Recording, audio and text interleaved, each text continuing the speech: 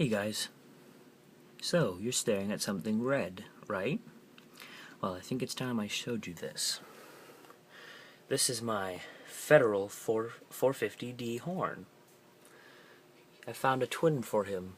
This one was rebranded by Spectronics. It's still a 450. See? What else have we here? This is a back box to an Edwards 270 SPO. I'll explain more about that later. We have a Faraday 6020. This one is actually made by Faraday. I believe Simplex also rebrands it as a 9833.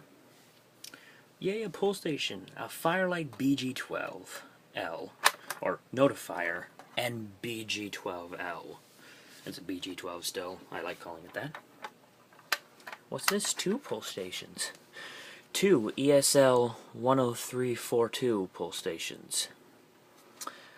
They're both dual action. I just removed the flap off of this one to make it single action. And it looks like an RSGT bar. Over here, oh yeah, Wheelock 3424. Yep, in all its glory. And so, you know, what else do we have? Oh my, Wheelock HS exceeder. That's all it's called, an HS. See, it's on an extender ring. And now the next alarm I have is what people on YouTube, no one has this or even shown it. I'm the first person to have this. Ready? Wheelock HN exceeder. See, this guy is the horn only version of this guy. This just has a strobe, and this has no fire lettering. Sounds like a normal exceeder, right?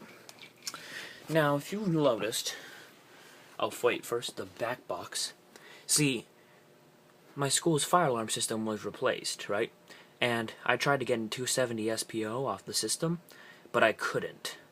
I only found the back box to it. Very sad. I really wanted one of those. But no.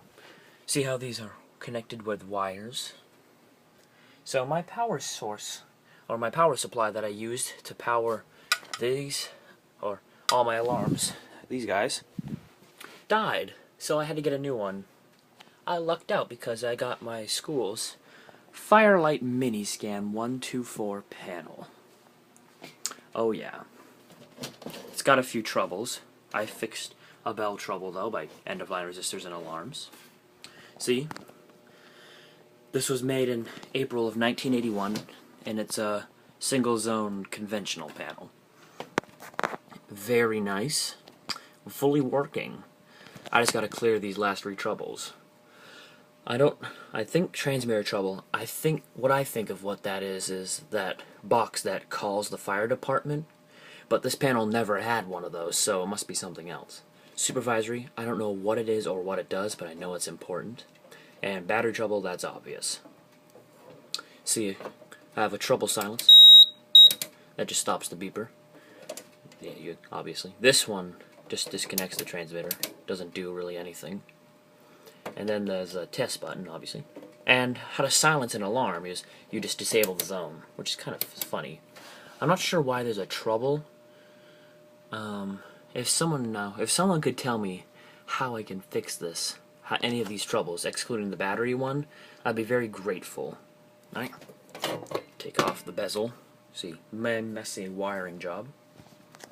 So when I found instructions for it, I noticed this screw terminal on the bottom left was labeled supervisory. I need to know what goes here and what supervisory is. I'm not sure what this part was for. This is where all the alarms go. See, I got a pull station there and the alarms here.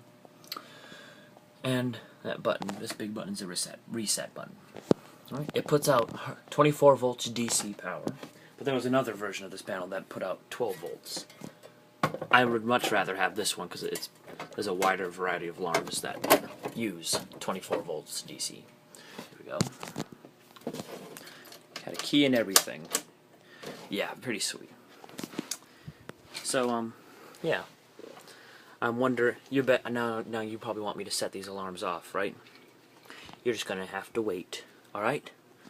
Thanks for watching.